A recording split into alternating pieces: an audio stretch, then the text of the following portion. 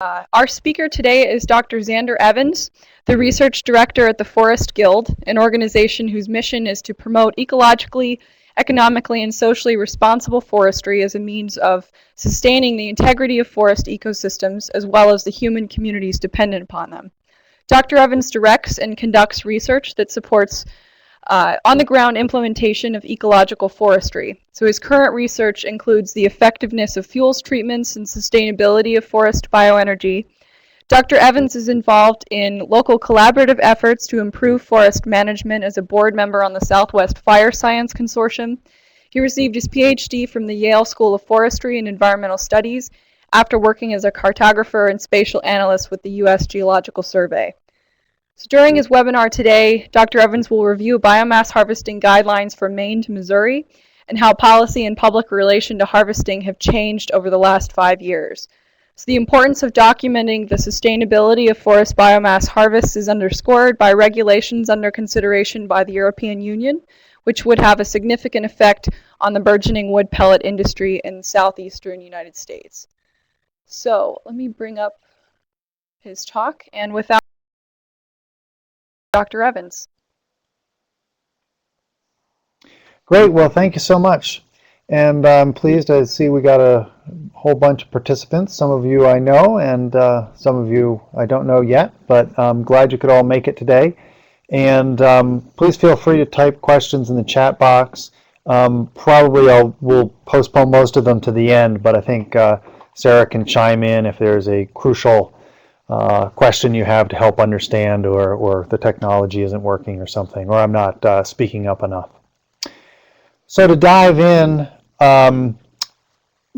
as Sarah said, I want to talk about some of the existing guidelines at the state level, and I also want to touch on some of the work the Forest Guild has been doing on regional guidelines, and I'll use the Southeast as an example mainly because of the economic movement behind pellets in the Southeast, and I'm going to tie that into this policy context at the national and international level.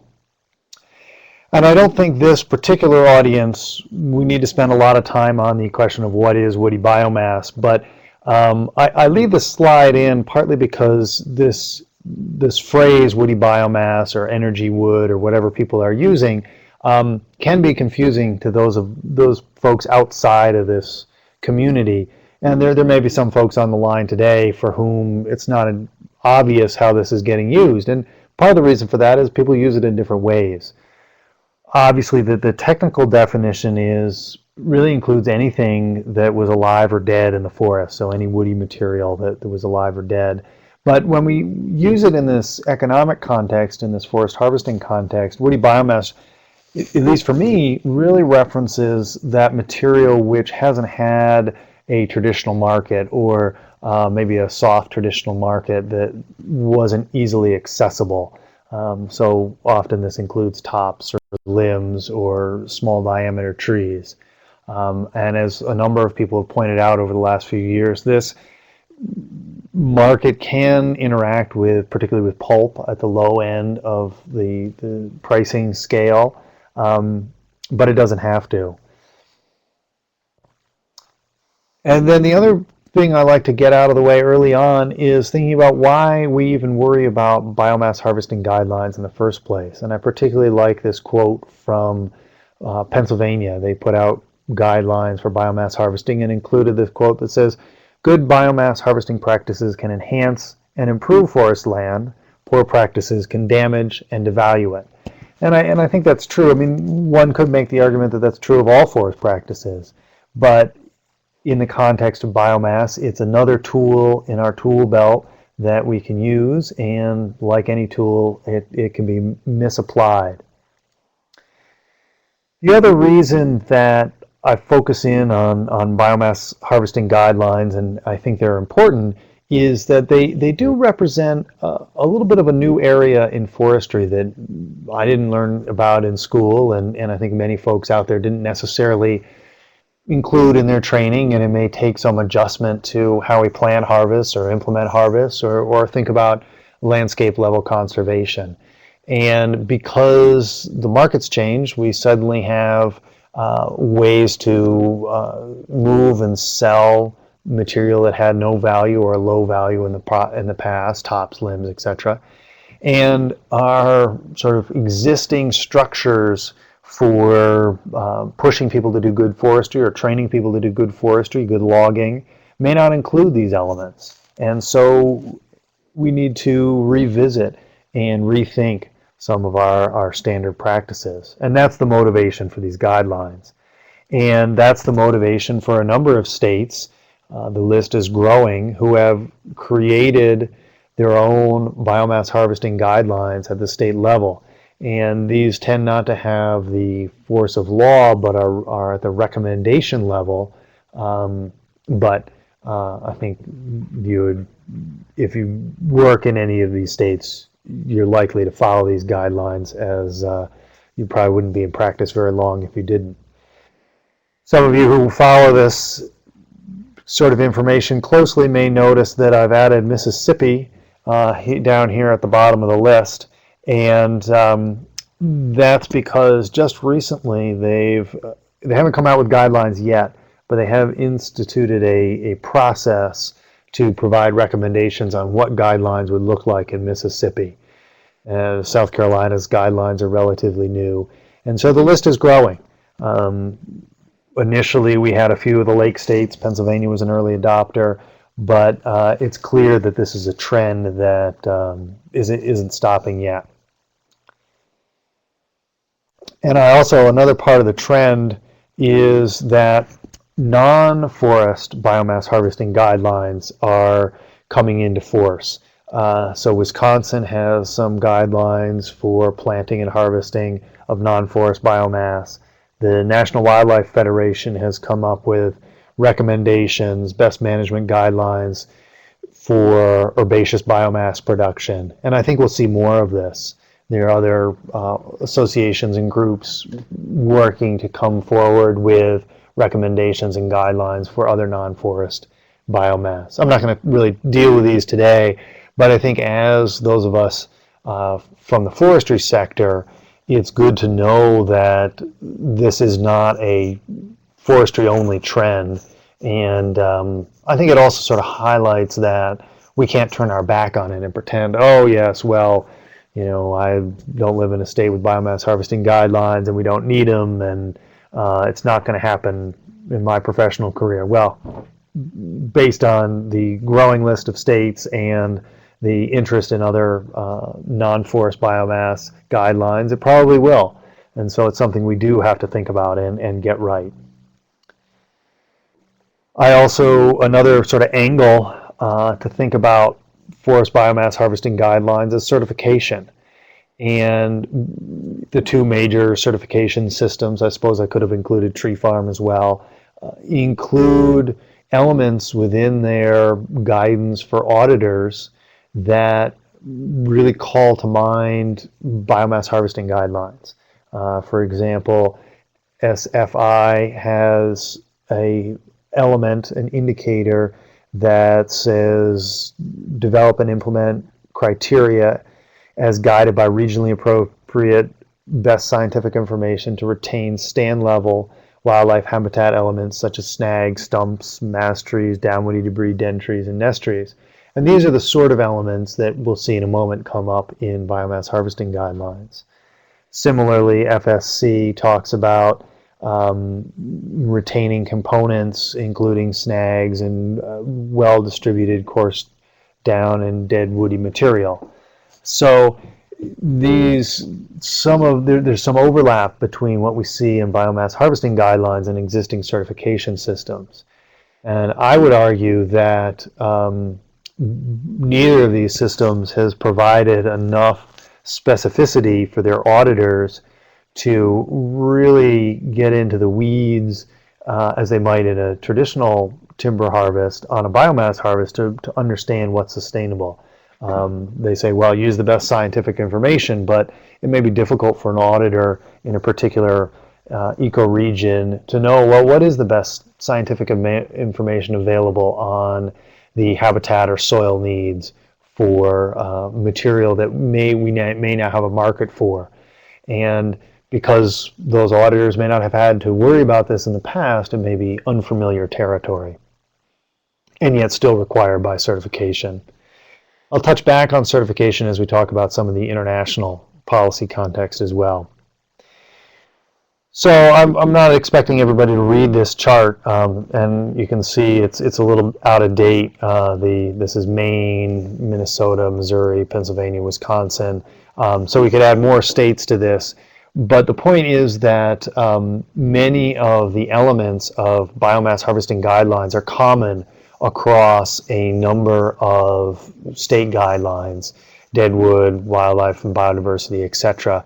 And so I want to touch on some of those and think a little bit about what they mean for biomass harvesting guidelines in a number of states and a number of contexts.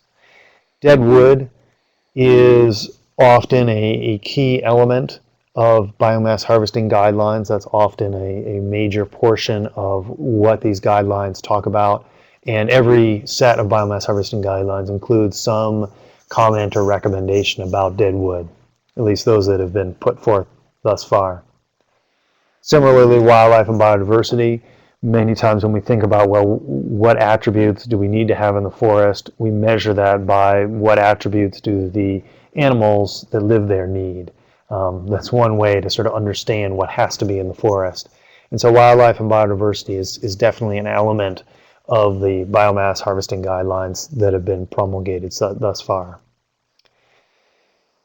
Water quality and riparian zones. This is an interesting one because all states have best management practices for water quality. And in fact, some people argue that BMPs is somehow synonymous with water quality measures in forest harvesting. And that's obviously driven by the Clean Water Act, and they have a long history, and current sort of enforcement mechanisms seem to be working when you look at how these are followed and implemented at the state level across the country. Compliance is very high.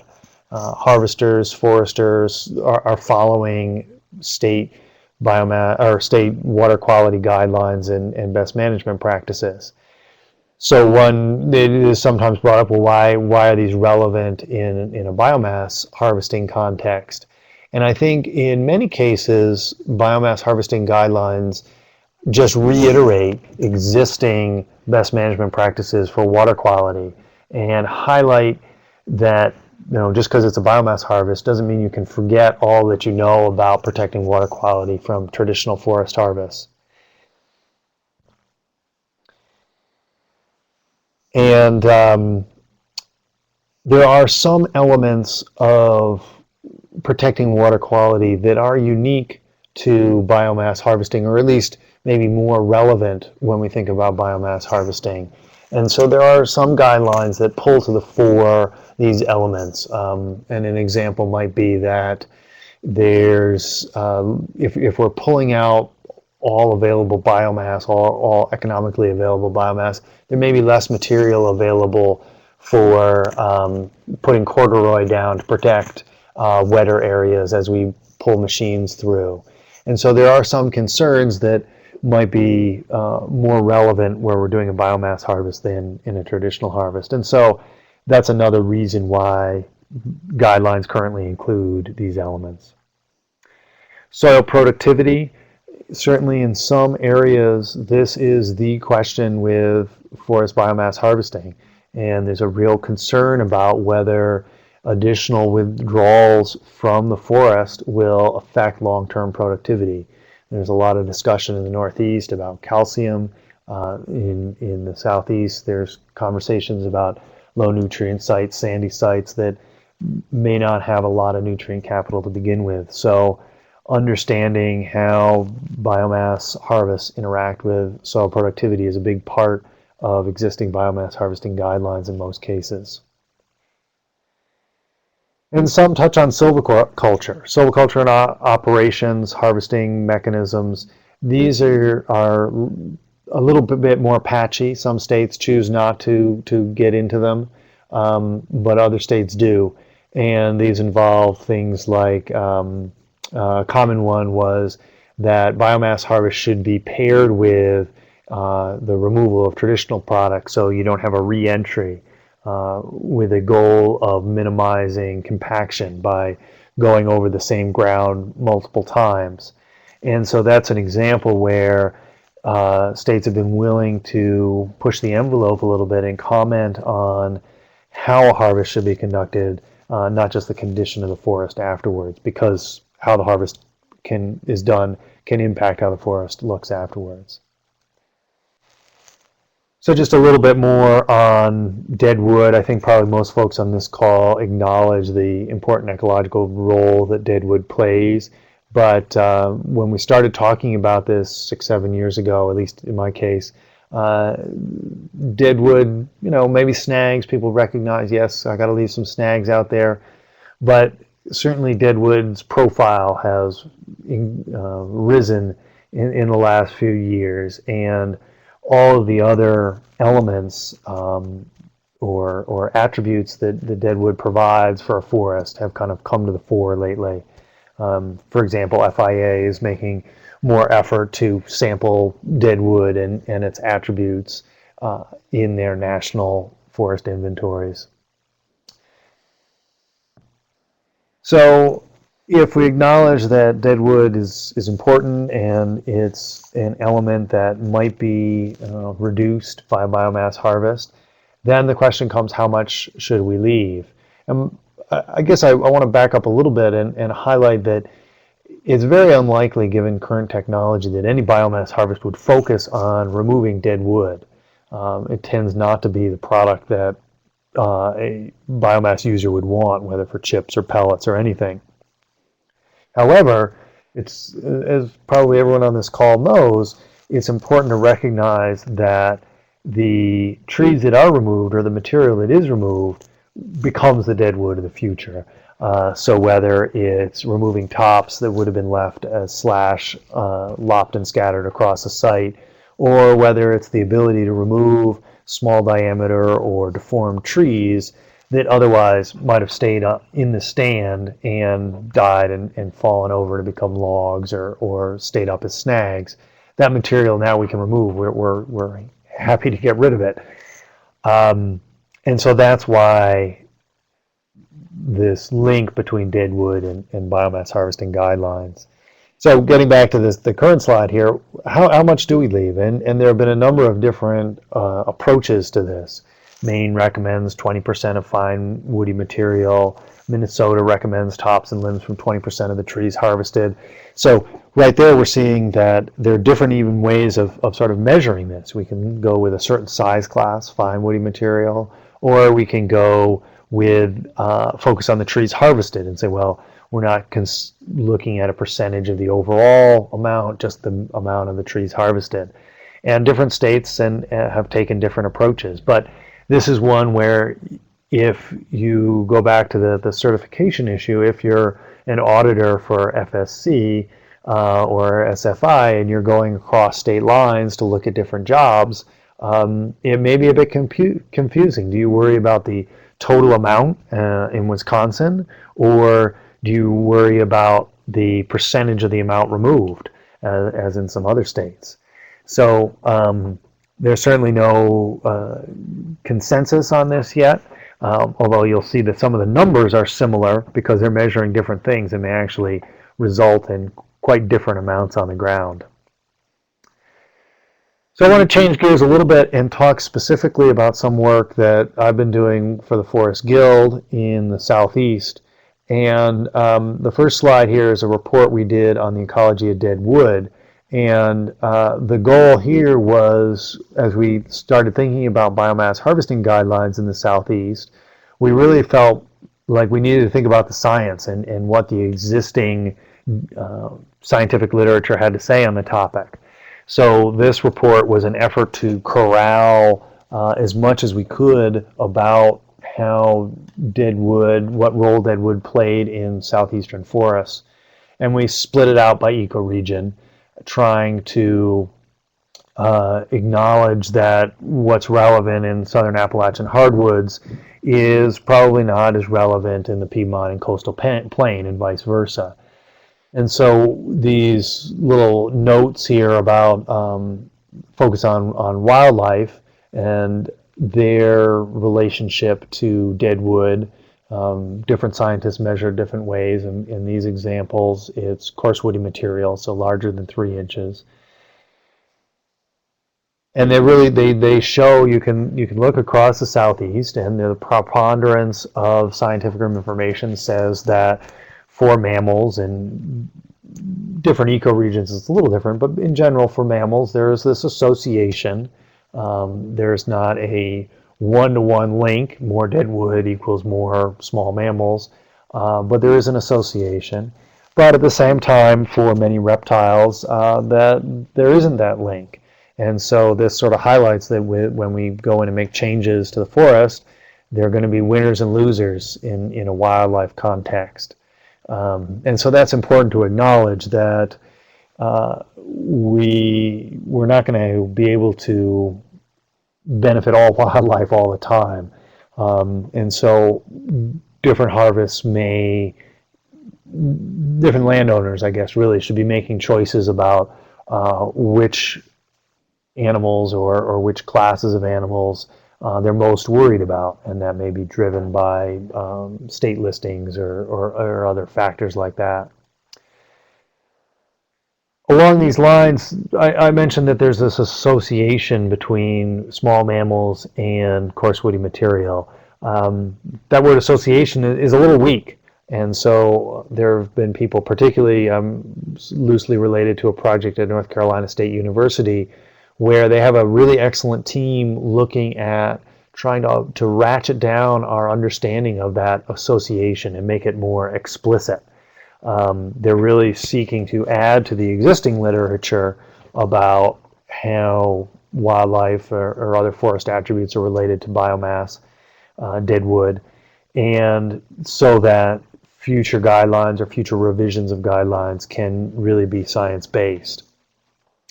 And so their results aren't out yet, but they're beginning to get some preliminary results. Obviously, you're not supposed to read this poster now, but I just put it up as an example that some of their results are coming out.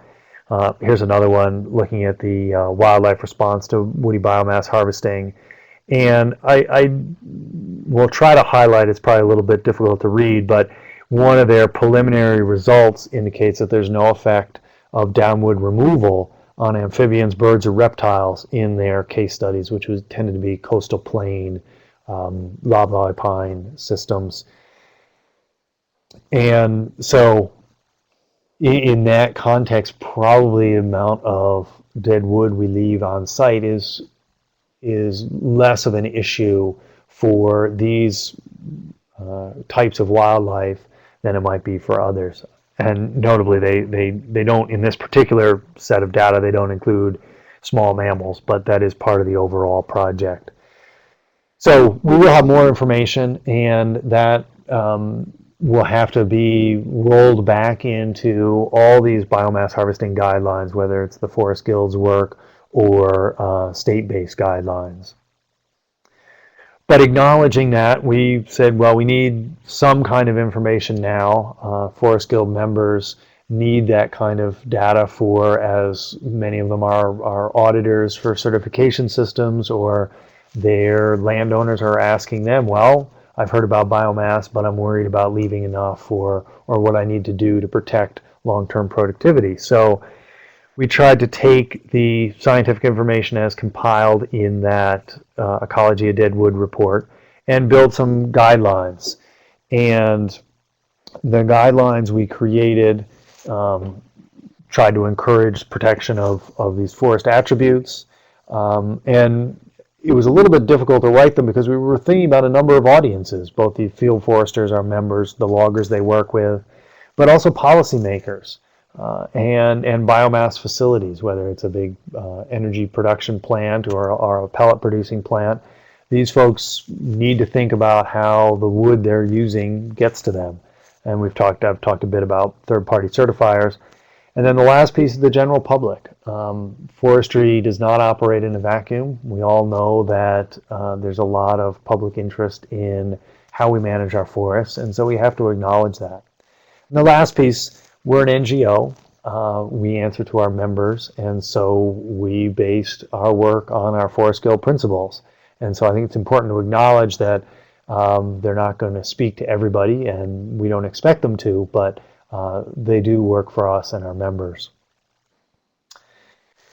So one of the first pieces in the Forest Guild guidelines were considerations for rare forests. And this caused some conversation within the team because we started out saying, well, that's not, biomass harvests probably aren't appropriate for rare forests or imperiled forest types. And then someone said, hey, wait a minute here. I work on restoration of longleaf, and when I have the opportunity to access a biomass market, it's great because I can get rid of the stuff that I want to get rid of. And so we sort of try to make our thinking a little bit broader, and came up with these bullets that you see before us. As mentioned, the retention of deadwood is pretty central to a lot of guidelines, and we came up with some guidance about how to retain deadwood of all size classes on site. And I want to skip now to this diagram, because one of the parts of working with professional foresters on these guidelines was the recognition that with many decisions in the woods, it's up to the professional forester to assess what's happening at that particular site. Silviculture is a local concern, and harvest decisions should be local as well. It shouldn't be a cookbook. And so we tried to provide some guidance, because you need some underpinnings to make a decision, but it's not about following a particular cookbook recipe, but rather assessing for yourself and saying, well, based on what I understand about this site, this is what I think it needs. And some of those parts of the decision might be, well, what kind of harvest? Is it a thinning or is it a clear cut? And if it's a clear cut, well, we're removing more material, and so maybe we need to leave a greater percentage because so much has come off the site. Whereas if it's a light thinning, well, probably you don't need to leave much because so much has been left on the site standing and alive. Similarly, if you walk onto a site and there's already large logs down on the ground or a lot of snags, then you need to leave less. Whereas you walk into a landowner's property and you see that it's sort of the German style with nothing underneath and all growing fast and no mortality, well, then that forest attribute might be more needed. So what this diagram is trying to say is that we need to scale our retention based on the existing site. And in some ways that's summed up by this slide, which says that guidelines are not static targets to maintain at all times and in all places, but rather they're guideposts on this path to sustainability. Hopefully all foresters and natural resource managers are shooting for something that is sustainable in the long term, and we hope that these guidelines can be one guidepost to help get there. And a guidepost that is totally inspecific is not all that useful, so we did try to pull from the existing science some benchmarks. And these are the sort of benchmarks you might start at if it was a middling site on that arrow diagram, and then adjust from there. But they give you something to shoot at and say, well, gee, if I know nothing about the site, I have something to fall back on, and then I can go out and look at the site and adjust from there. And these are, if you are interested, you can look at the Forest Guild guidelines and see how these are related to particular scientific studies and how we built up to these specific recommendations. The Guild guidelines, like many sets of guidelines, do mention water quality. We don't dwell on them because of existing BMPs, but use it as a chance to harp on the importance of BMPs for water quality. Similarly, we used the opportunity to write biomass harvesting guidelines to harp on some of our favorite sort of harvesting and silvicultural recommendations. One is involve a professional forester.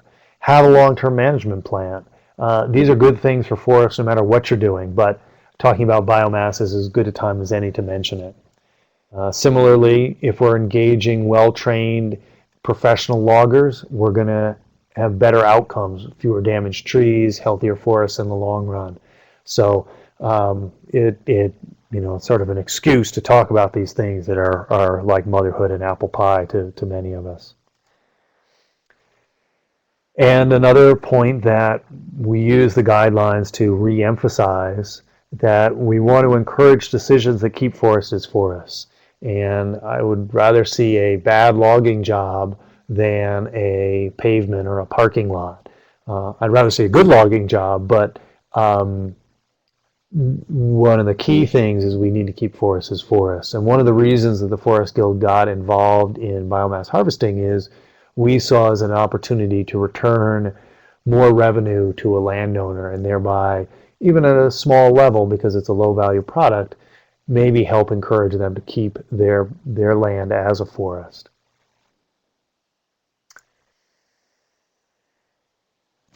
I want to add one element that we didn't include in the Forest Guild guidelines, but that South Carolina did an excellent job with, and that is looking at the soil limitations or soil suitability for biomass harvesting. South Carolina worked closely with NRCS to think about the various attributes of soils that I've sort of cartooned up here. There are things like available water capacity or organic material content, erosivity or drainage class, and combine these ways in using some soil scientists' expertise into a map of forest biomass harvesting suitability. And I think that it may not be the sort of thing where you agree with every single pixel that shows up on the map if you know that area of South Carolina well, but it helps frame the conversation about how biomass harvesting can impact soils or long-term site productivity. And that's an important element to think about, whether you're coming to it as a policymaker or third-party certifier. So finally, we get to the policy context. There are a couple of things that are worth watching for all of us. One is the EPA and their decision about how they're going to do the accounting for essentially carbon emissions from biomass, and that's likely to change the landscape for biomass harvesting in the U.S. It's sort of churning. They have an advisory committee, and it's, I think, linked to a lot of other sort of DC issues like midterm elections. But I think the way they seem to be heading, based on their advisory committee notes that are public, is that it looks like they'll come up with not a biomass is neutral approach and not a biomass is horrible approach for the climate, but rather some kind of accounting system, some middle ground that says that how biomass is harvested matters, and that how the efficiency of where it's burned or how it's used matters. And so that's going to, again, kind of push back on the forestry community to say, well, if how biomass is harvested impacts its carbon accounting, then these sorts of biomass harvesting guidelines are all the more important and may take on a greater force or importance because they're part of this climate accounting. The other half of the picture is Europe, and they put up some covers of some reports that have come out lately on European regulations for carbon accounting and timber procurement from the UK, for example. And one might ask, well, why do we care about sustainability standards or biomass harvesting, carbon accounting in Europe? And this graph essentially tells the story. The real issue here is that Europe is a big consumer of, in this case it's pellets, but essentially it's biomass in one form or another. And while the U.S. has some consumption here, and it's likely to increase, the increase is dwarfed by Europe because of the policy framework. And the second piece of this, of course, is, well, where are these pellets produced? They're produced in large part in North America, and that's likely to increase. Europe increases a little bit. There's some increase in Eastern Europe and even South America, but North America stands to be a big distributor or a big production source for Western European demand. And so if we're going to fill this need, then the customer is always right, and we're going to have to respond to customer demands, essentially European policy decisions. And the way it looks now is that for example, the UK is kind of a leader in this front and has come up with a set of requirements that require biomass harvesting sustainability. And that can be one route is to just have it third-party certified and say, oh, it's FSC certified, and so we've met that customer requirement, and we can ship our pellets to Europe. There is an alternative, and this is, of course, very important for the Southeast because most land is not FSC certified. You can document your sustainability, and there are efforts underway right now to look at whether, for example, the South Carolina State Biomass Harvesting Guidelines will be sufficient. If someone can certify that they are following those, will that be enough to meet at this time, the United Kingdom's rules for sustainability of biomass? But that's still up in the air. And it may be that we have to tighten up our standards, our biomass harvesting guidelines, in order to meet the requirements for European pellet demand. And one might say, well, they got to buy it from somewhere, and so they'll have to accept what we give them.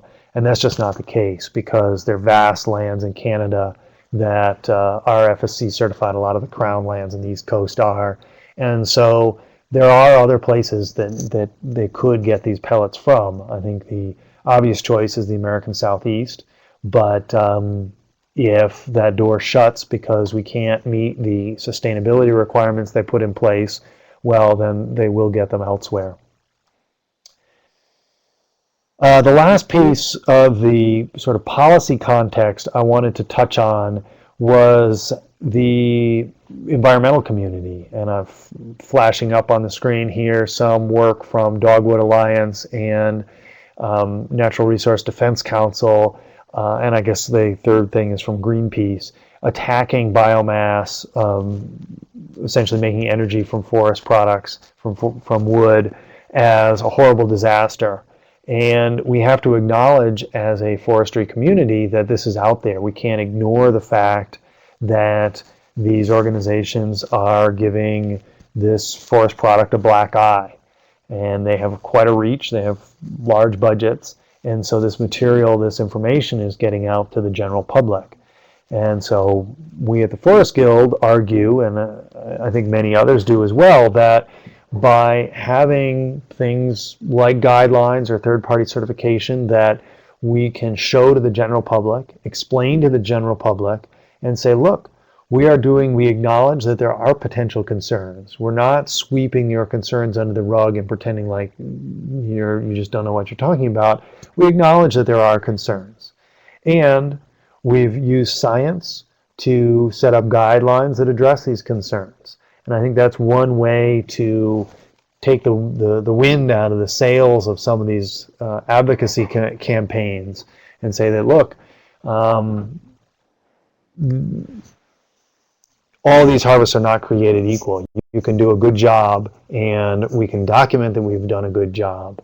And I think that can be will be crucial going forward if biomass is going to be a viable long-term product for forest owners in the U.S.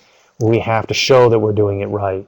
I live in New Mexico now, and our forest industry essentially was eviscerated because concerns about not recognizing whether it was the hydrologic or wildlife impacts, and essentially environmentalists shut down the industry and it dried up and blew away. So I guess I'm personally very interested to avoid that kind of phenomenon with this potential biomass market or the growing pellet market. I think we can harvest pellets right. We can harvest the wood that goes into pellets correctly and benefit our forests. There are obviously a lot of questions and concerns, and that's part of why biomass harvesting guidelines are so important to address those concerns. So I guess I'll sort of turn it back. That kind of brings me full circle to this quote from the Pennsylvania guidelines. And I think, yeah, that's my final slide. So we can end here and take any questions. All the material, the Forest Guild material I mentioned, the Ecology of Deadwood, the Southeast guidelines are all on our website. And I guess if I'm clever, I can put the URL in the chat window. We also have recently worked on guidelines for the Pacific Northwest, and those are the first regional first guidelines for biomass harvesting in fire-adapted forests of the western U.S. And so hopefully we hope that they will be useful as states like Oregon and Washington think about how to create biomass harvesting guidelines for their states, or for auditors working out there, or private landowners who are concerned about this issue. And so those are available as well. And we're looking into whether it makes sense to try to work on guidelines specifically for California. Sarah, do you want to moderate the questions, or should we wait for people to type them in the chat window? Sure, yeah. Please write your questions into the chat window. I guess in the meantime, I'll just ask a few of my own. So I'm curious kind of about what the current scale, and especially in the Northeast, because that's where most of the new bio efforts are centered.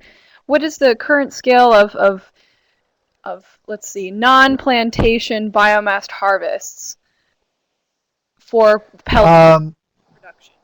Yeah, so the Northeast is kind of, and there may be people on the line who can add to my response. But the Northeast, in some ways, has missed some of the big pellet boom, partly because the scale and availability of wood is different in the Southeast. But what we are seeing in the Northeast is a significant sort of local effort to Fuels for Schools program has been very successful in getting biomass in to heat a number of colleges. And so I may be able to, if I'm on the ball here, pull up a chart or two showing that the use of forest biomass for energy and heat in the Northeast is growing, but maybe not at the pace that, say, the pellet boom in the Southeast is growing. And some of that is kind of stalled. One of the things in the Northeast, obviously, the big fuel to replace is fuel oil. And so where an institution or a household is on fuel oil, it can be competitive to replace that with wood heat. But on the electricity side, it's really kind of biomass is not working well, in part because of public campaigns against it. We've seen that in Massachusetts, and in part because of changing availability of natural gas. So because of the natural gas boom, natural gas is obviously burns a little bit cleaner than some fossil fuel alternatives. And because it's so cheap right now, it makes it difficult to replace on an electricity scale natural gas with wood. Does that help answer your question, Sarah? Yeah, I think it does. Charles also points out that pellet plants in the Northeast are the oldest, and they are producing pellets for local thermal markets. So that agrees with what you're saying. Yeah, and I think there have been some efforts that Charles could probably also speak to to, for example, retrofitting ports in Maine to access the European markets, because I think people see those big numbers for projected demand in Europe and say, hey, Maine can help supply those as well. And that's another place where Maine already has biomass harvesting guidelines. There's a lot of FSC certified land up in Maine, and so I was using the example of Canada and Crown lands as a source for certified material going to pellets to Europe, but it may be that Maine could take advantage of that as well, or New Hampshire, Vermont. So I think that the ship has not sailed yet on pellets, and there are a lot of opportunities to think about how maybe the older plants that have some experience in how to do things and scale up may be able to get some of that market share. Thanks. A couple of the other questions we have are scaling way down to the landowner level. I think this reflects a really important consideration in the Northeast and certainly in Pennsylvania, which is one of your stronger examples that you've gone over, and that is the dispersed small parcels of privately managed forests across the Northeast. So the first question somewhat related to that is Peter asks, can you talk a bit about traditional, in quotes, firewood harvesting? So at least in New York, it's not measured. It's hard to know how much is occurring and what practices are used. And I'll just throw in Ron's question too, who asks if the harvesting of biomass is financially beneficial for an individual landowner, or is it more of a break-even scale? Getting back to, is this really an opportunity to turn a pre-commercial thinning into a commercial thinning, or pay for a timber stand improvement cut? Yeah, so those are both great questions, and I think that biomass harvesting guidelines actually can be particularly useful for small landowners who are dealing with small parcels. They may have a forest management plan, but they're not going to involve a forester every time they go out and cut firewood. But most guidelines are written in a way that landowners can understand them and integrate them. Think, well, maybe I will save this den tree and not cut it up for firewood based on what the guidelines say, for example. So to try to answer Peter's question directly, there are some measures of traditional firewood harvesting, or there are some ways that some data sets get at that. And I think I will lose my train of thought if I try to pull up those up right now, but I can try to share those with Sarah, and maybe she can share them with participants. And I think that generally, in terms of what practices are used to pull that wood out, I think generally landowners, and this is probably anecdotal, I don't think there's any basis for this or any hard data to base this on. Generally landowners, as you would expect, go out and cut the smaller trees, the diseased trees, that kind of stuff, and pull it out. I think in most cases it's a small enough concern not to have the kind of landscape impacts that we might worry about with a pellet plant. For example, stripping all the, small diameter wood from a large area, and so removing all the down logs from a significant area and impacting wildlife. It's likely that even as wood heating starts to increase a little bit, it's not going to have that kind of landscape level impact.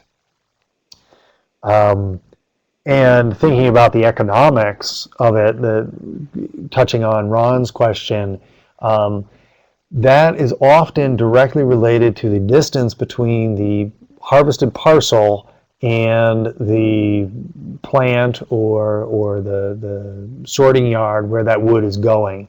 Because if you're close and the transportation, the trucking costs, the diesel costs are relatively low, then yes, it can be a little bit of a financial incentive. There can be a positive on the balance sheet from harvesting biomass. But where you got to truck it, 50 miles, 70 miles, even in cases 100 miles, then whatever profit might have been there gets eaten up by those trucking costs. And I think that that's very frustrating for people, that they see, gee, there's some big facility or even a small facility that needs my wood. I've got my wood. I'd like to sell it, but you end up, they can't offer you a price that's really worthwhile because of their trucking costs. So, one solution I'd like to see to that problem is more smaller uses. And I think some of that fuels for schools that I mentioned earlier, where there might be Goddard College or Bennington or Green Mountain College that's heating with wood. They may not pull wood from a very large area. They may only come 20 miles, but for the landowners in that area, it may be just perfect. They may be getting a little bit. They may be able to either do the timber stand improvement, pay for that, and break even on that, or if they're doing a patch cut or something, and they're pulling out some extra material that's going to go into this biomass heating facility, they may be able to get a little bump up in what they're being paid. So obviously there are a lot of factors that go into it, but I think one of the overriding ones is geography and where you're located. And Charlie did throw in some great numbers on cordwood harvest for fuel wood. And he says about 1 million cords of firewood are harvested each year in New York. So that's probably a good benchmark for some of the regions. So Charles poses another question going back to the small number of wood pellet plants in the Northeast that are producing for local heating markets. So if they have a profitable production locally and they're able to sustain it, he asks, why export? Well, and obviously for those facilities, it probably doesn't make sense. But in the case where there's an opportunity to grow, or where new entrants to the market are looking for, well, how do we break into this market? I think that's why Europe makes some sense. Obviously that's an economic concern for particular locations and business operations that's sort of outside my expertise. But from the forestry side, the more markets, the better. And of course, we've seen a lot of traditional wood products, paper mills or lumber mills close in the Northeast. So, I always think like, hey, the more markets we have, the more ways we have to sell good products from the forest, the better. But Charlie's more expert on the business side of that than I am, certainly. So you mentioned the Fuels for Schools model as an interesting way to maybe reduce the geographic isolation of individual landowners to access these kinds of markets. I'm curious what other markets you see as particularly interesting for making those same kind of connections and spreading out the geographic distributions of markets like these. Yeah, I mean, so one key point here is the final use of the wood matters. And I try to stay focused on what happens in the forest, but because I've been involved in this long enough, I've sort of picked up that when you're the kind of gold standard is the combined heat and power or heating systems for wood. It's just a better, more efficient use of that material, that energy stored in wood. And so, in general, you get lower efficiency, less good conversion when you're going to electricity, for example. And so I think systems where you're taking advantage of that competitive advantage with heat for wood, you're better off. And so, I know they're springing up various businesses that set up delivery of pellets at the residential level. And again, that's a great use for that wood material because it's going into a heating system. And by working out what have been kinks in the supply chain, essentially we've talked, particularly locally here in New Mexico and in the Northeast, with facilities managers, those people who are in charge of making sure the building is 72 degrees for the office workers or the students. And they don't care whether you're putting coal or wood or whatever, but what they want is an easy system to run. And so finding ways to ensure that there's consistent supply, that the product itself is consistent and burns consistently. It doesn't cause problems, high ash content or clinkers in their furnaces. The logistics of delivery, the storage on site, etc., is all handled in a way that makes it easy on them. Those are the things that can kind of determine whether or not a biomass heating system can work at a college or something like that. So personally, I've kind of gotten a little bit away from, I was, at one point enamored with the idea of converting wood into liquid fuels, and well, that'll be this sort of panacea. And I've kind of turned away from that a little bit and thinking, really it's all about getting the supply chain, the logistics right on heating. And where we can do that, it sounds kind of boring and pedestrian, but where we can do that, we can have a winner. And so that said, I have to admit I'm still somewhat interested in biochar. I think there's some opportunities to explore making a system of turning wood chips into charcoal for soil amendment or carbon storage. I think there's still some opportunity there. But again, that's probably some of the key pieces there are making the logistics, the mundane details of that system efficient and cost effective. All right, thanks so much. I don't see any other questions or anyone else typing in the chat box. I guess I'll give you everyone a last chance opportunity to insert any final questions, but are there any final thoughts you have, Zander? No, I guess I'd just like to thank everybody for joining us today, and I hope that what I contributed. I guess let me jump on this fire and reducing fire risk question, because that's near and dear to my heart, and then I'll thank you once again before I let everybody go. So Peter asked about biomass and reducing fire risk, and living in New Mexico again. That is really how I got into this in the first place, because basically west of the Mississippi, fire is essentially the big concern in managing our forests.